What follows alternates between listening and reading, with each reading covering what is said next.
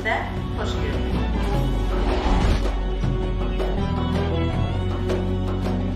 Bu dəfə Haqqın Səsi verilişinin əməkdaşları Uğurlu Sənanın müraciəti ilə İmişli rayonuna üz tutdu.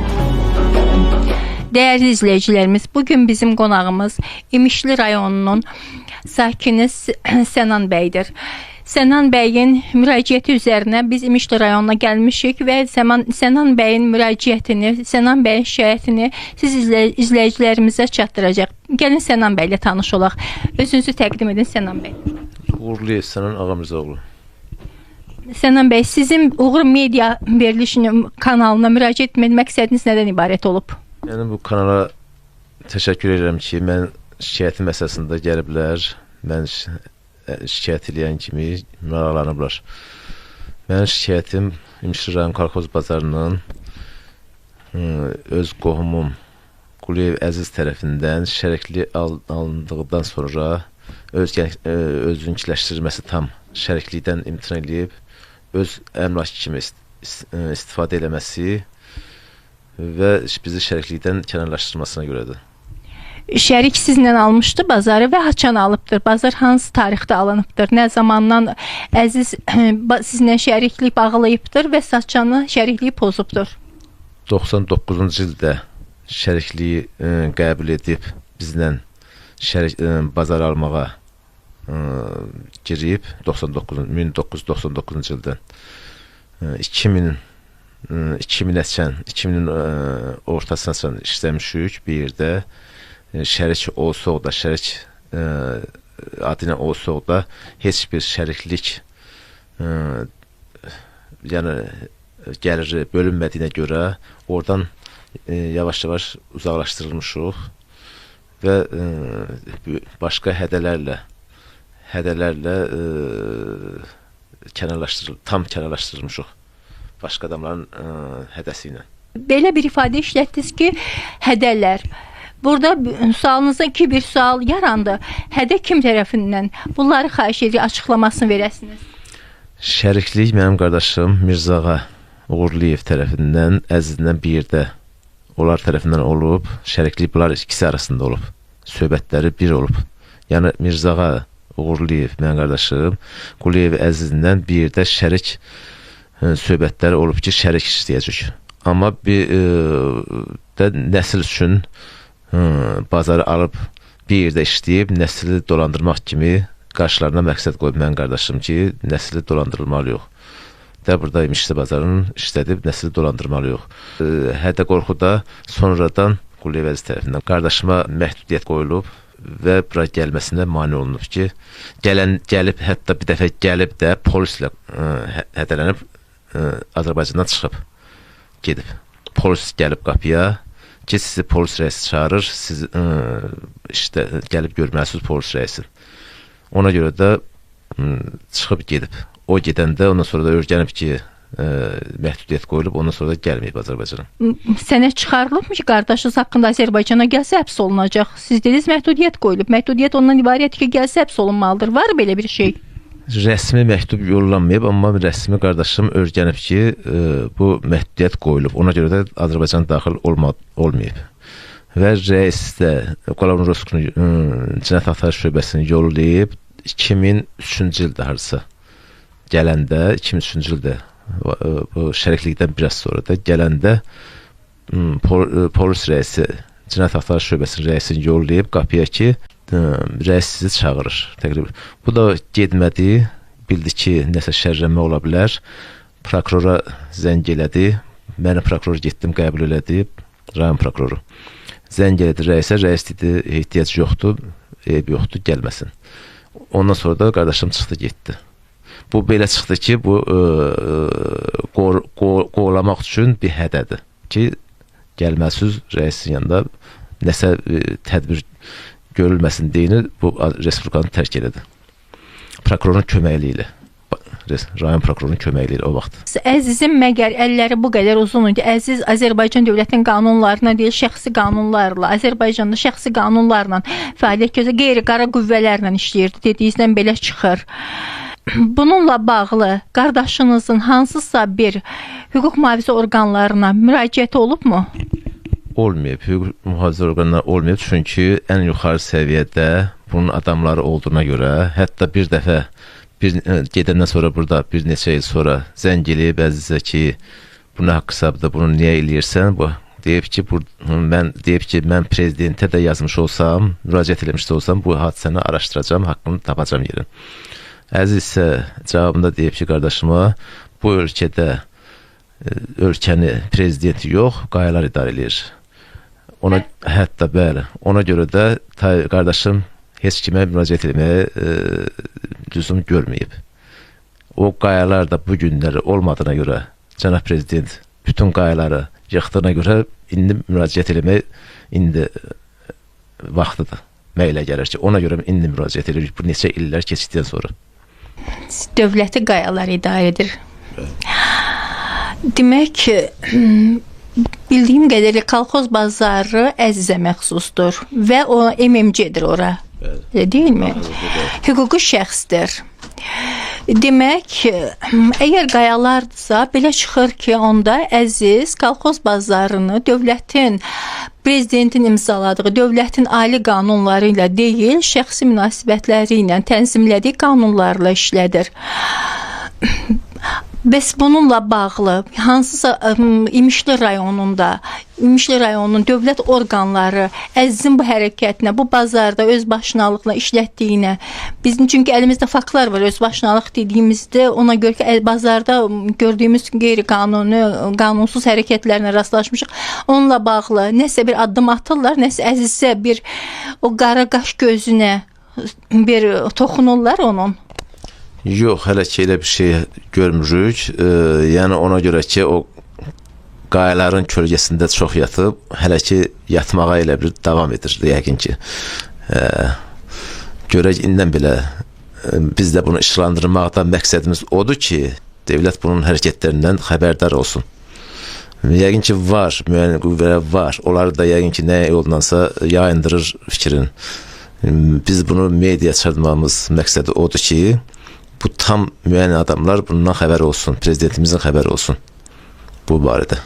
Qaydaq, bizim söhbətimizin başlanğıcından siz dediniz ki, biz bunu şərik almışıq, qardaşımız şərik alıb.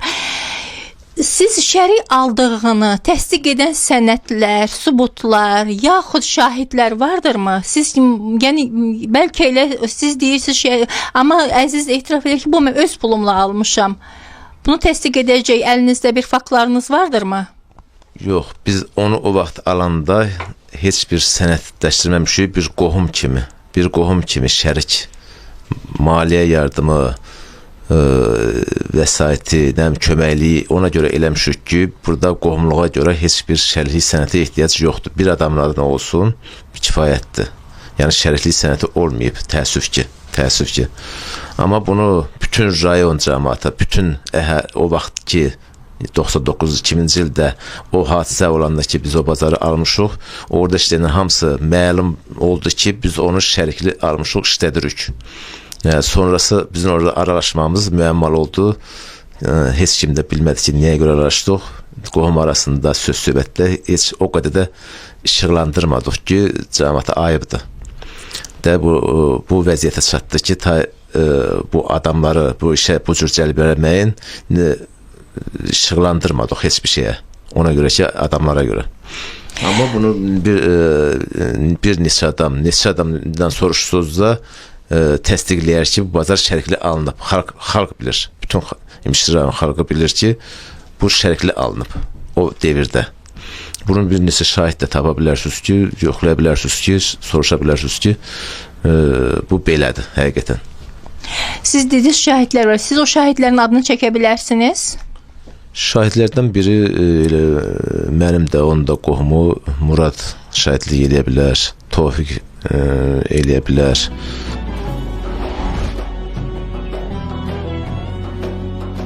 Dəyərli izləyicilərimiz, biz Sənan bəylə apardığımız söhbətdə Sənan bəy söylədi ki, bu məsələdə onun şahidlər vardır. Bu hadisəni görənlər, bilənlər və ikisinin də ortaq qohumu olan Murad bəyin adını çəkdi. Biz bugün Murad bəydən bu hadisəni bir də Murad bəyin şahidliyi ilə onun dilindən eşitmək istəyərdik. Buyurun Murad bəy.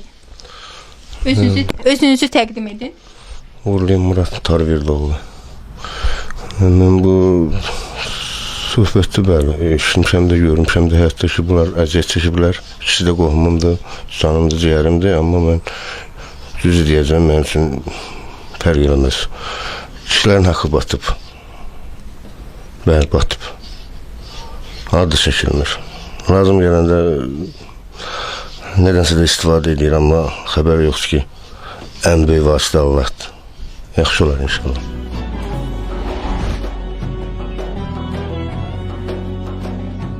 Əziz haqqında deyilənləri Sənan bəy və şahidlərin dilindən dinlədikdən sonra çəkiliş qrupumuz üst tutdu həmin sözü gedən İmişli rayonunda yerləşən məşhur kolxoz bazarına.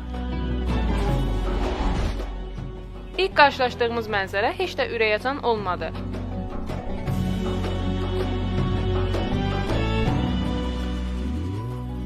Vicdanı olan ki, dala çəkilməsin. Yuxarı qurumlara çatdırılsın, xahiş eləyirəm artıq. Bilməlisən. Biz adam tapırıq, şikayətimizi eləyək, dərdimizi deyək. Şəxsən məni çəkin. Bax. Telazına yığışdırıyor kamera buradan. Yığışdır. Sən demə 23 il öncə əyri yollarla bazarı ələ keçirmiş Əziz bəy, demək olar ki, bugünə qədər bazarı yalnız öz qanun və qaydası ilə idarə edilmiş. Eline bir haksızlık olmadı. Allah hakkı. Elinde Sen alırlar mısın? Ha? Mısın alırlar? Aha 10 martına yırtılıb. O işi vətən uğrunda canın qoyur. Canın qoyur. Birinci Qarabağ 50-də. Bu Əziz bəy hətta sağlamlığını vətən uğrunda itirmiş qazi və əllərə də qarşı hörmətsizlik etmiş. Hallar Nazirliyi binanı tikirlər, suyu, qazı, işığı... Bir neçə gün öncə tikinti gedən zaman bir fəhlənin yıxılaraq dünyasının dəyişməsinə baxmayaraq, gördüyünüz kimi yenə heç bir təhlükəsə riayət olunmadan bazarda həm tikinti, həm də alış-veriş gedir. Müəllim deyirsin, müəllim deyirsin. Onun özü de bir cinayettir. Yok bir vazife. Daha ne? Bir vazifede iki adama bir vazife tutuyor. Bir adamı Müəllim işləyir, gəlib burada yer pul buğaltır işləyir. Müəllim direktor işləyir, müəllim işləyir, o müəllim işləyir. Məktəbdə müəllim işləyir. Müəllim işləyir, direktor işləyir, nə işləyir? Dəqiq bilmir, hansı məktəbdə burada. 3 nömrə. Mal bazarda bularını. İkinci gündə mal bazarda nelər danışacaqlar. Müəllim edir. Bilməm, o heç bilmir. Hansı məktəbdə işləyir? 3 nömrədə bilmir, hansı məktəbdə işləyir. Siz ona işlediğin mektebi diyebilirsiniz. İkinci günü mal bazarda, o da bularında. Niyə belədir? Yəni, konkret millətin haqqı tapdalanır. Paltar satanlar var, milyon cəmaat olan qopanı paltarda var, yandı cəmaatın malın, bazarı yandırdılar, nə bilim, yandı, bilmirəm. Dedilər ki, sizə güzəşt olunacaq, yer pulu almayacaq sizdən 2 il. Tikdilər, cəmaat içəri keçən kimi yenə 400 manatdan, 500 manatdan pul yığırlar. Cəmaatı fikirləşən yoxdur ki, bunun varıdır, yoxudur, bunun evində çörəyi var, yoxdur, deyir, gətir qoy bura. Bilmirəm, ayda 500 manatı, 400 manatı gətir qoy bura. 100 minə yaxın produkt mağazamız yandı. Bir marketi vermədilər ki, sizə köməklə, bir marketə köməklə pul verir. Skortdan pul alır, amma bize bir market pul verməz. Rüşvət verirlər, kim gəlir, fövqəladə gəlir, fövqəladəyə pulu verirlər, yola salırlar. Fövqəladəyə zəng olunur, gəlir. Fövqəladə iş gedə-gedə, burada tikinti gedə bilər. Bir nəfər də yıxıldı, adam öldü. Yolla keçən adamı tikinti gedə başına daş dəydi, hamısı bağlanır. Əziz bəy cənab prezidentin özünə dost elan etdiyi jurnalistlərə də qarşı kobudluq etməkdən çəkinmədi. Çəkiliş zamanı hətta Uğur Medianın bir neçə əməkdaşına da ciddi bədən xəsarəti yetirildi.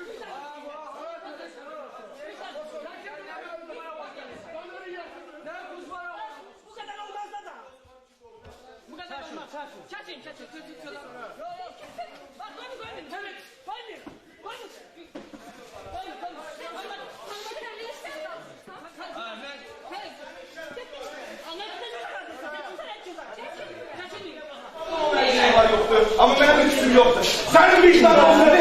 Mənim lüksüm yoxdur. Kuzlarından bir şekilde kalkmak istedim. Gelecek sadenin üzerinde. Böyle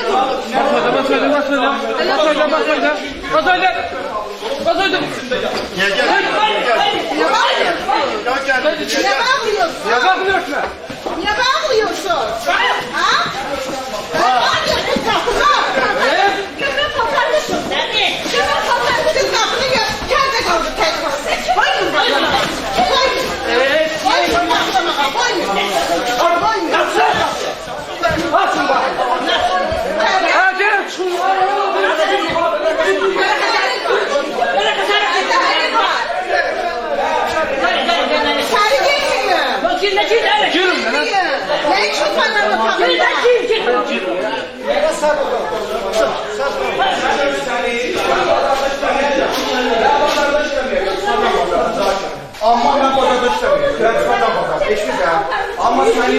Respublika prokuroruna. Sen yok, o iştirakçıdır. Neye göre aynen şeref vicdanı varsa gene bu orada satır bana. Neye göre sattın beni? Ben 20 basaktım. Gene yakın olsun ben sana 20 bu yerine. 20 ben bu edetini sayıyorum bu yerine. Şöyle bulacaksın sen ben. Ben şalımıza kadar. Şalımıza geliyorsun. Şalımıza kadar. Bu yakında gel.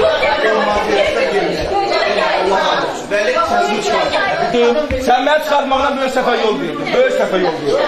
Böyle sefer yol veriyorsun. Sen değil. Sen sefer yol veriyorsun. Beni çıkartmağına sen yol böyle sefer yol veriyorsun. Əzizdə deyir ki, bir kime Yaşar, bunlar qaqa, bilirsən nə? Bunlar niyə xoş deyil? Bunlar məsələ demiş ki, niyə xoş deyil? Bunlara görə yarışan yeri tapşıralım.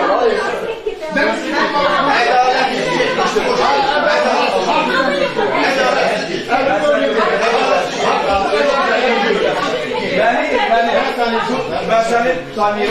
Ben seni tanıyorum. Buna sual verir.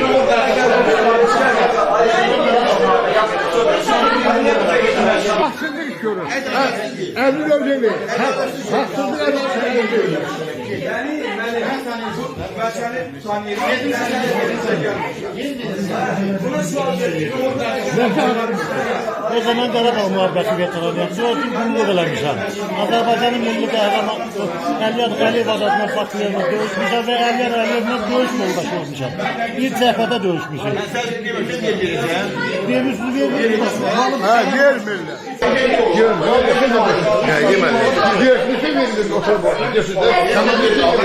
Mən öyle hamımızın yerimiz var. Her kimin yeri yok. Müəllimsə get müəllim böyle.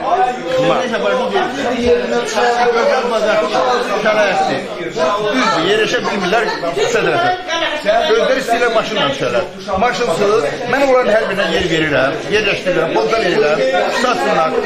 Bunların şikayəti budur ki, biz maşınla gəlir. 4 biraz sənətlə, səhər-səhər də var. Sənət biz soruşduq, onlar deyir ki, Bu xalqdan soruşum. Səhər-səhər gedir, hər biri sənət. Qasım, teyzən nə vermişsən? Çeklə verir. o çekləri göstərirlər.